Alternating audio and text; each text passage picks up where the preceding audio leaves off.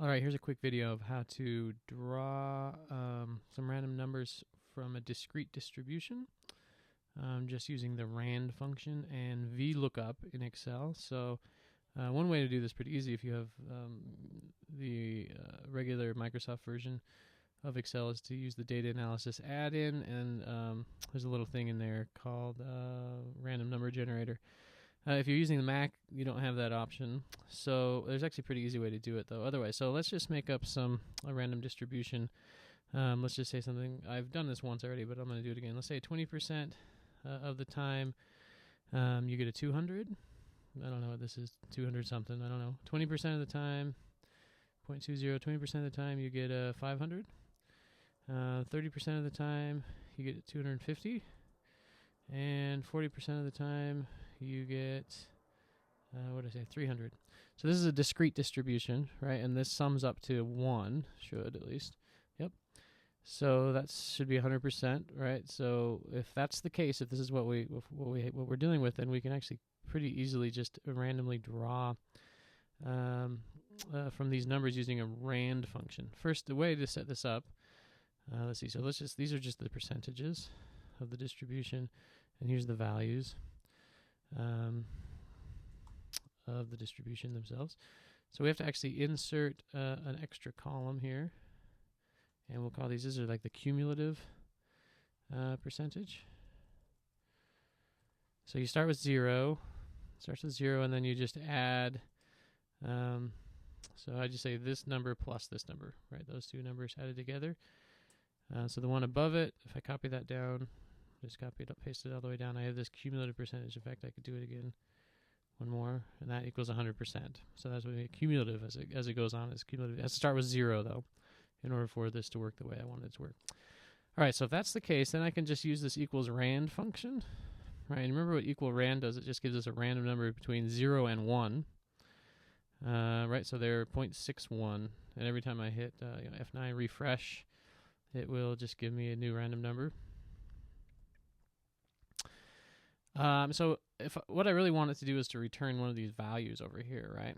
So if I have this cumulative percentage here, though, I can say, well, if I draw a 19.19, then what I really want is something in between 0.1 and 1.3, which is 500.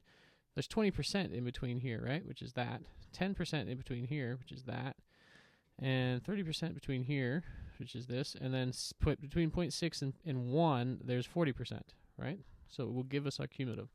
So great, so how do we do this? Well, if we do this equals VLOOKUP function, go look up this random number that I just found. In what array? Well, I'm going to create an array that's just these two columns. It has to be set up this way. I'm going to hit F4, lock that in.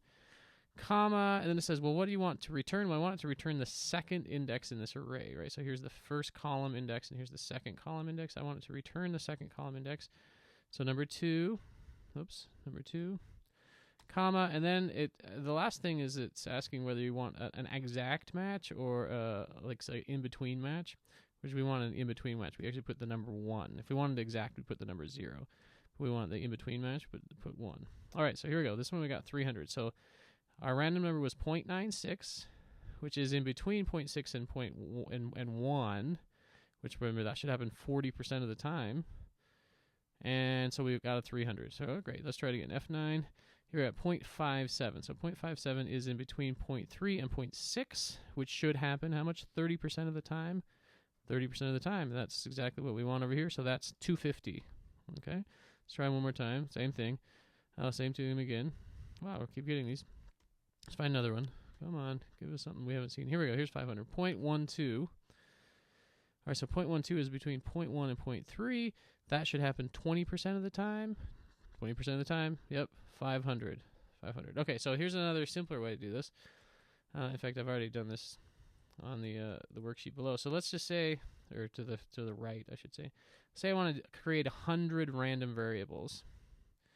Well, that's not too hard. So I just kind of draw down 100.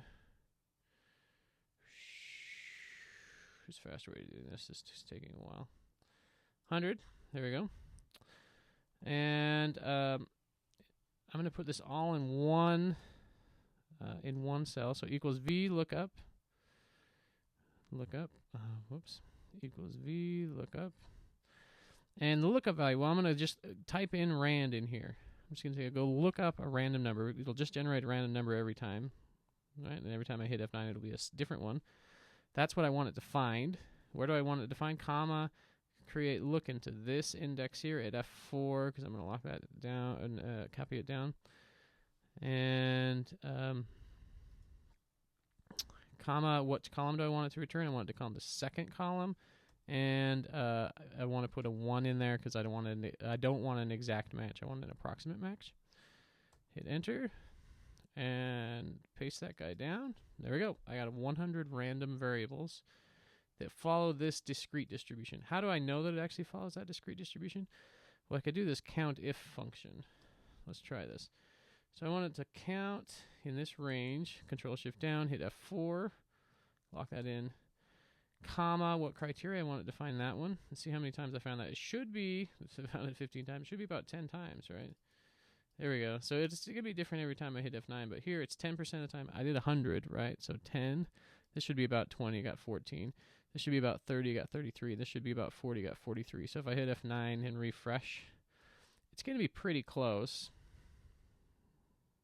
Now, I only did 100. If I had done 1,000 or 10,000, then these would be actually really close to our percentages, right? So this is how I convert just a random uniform distribution, which means between 0 and 1, into any discrete distribution, right?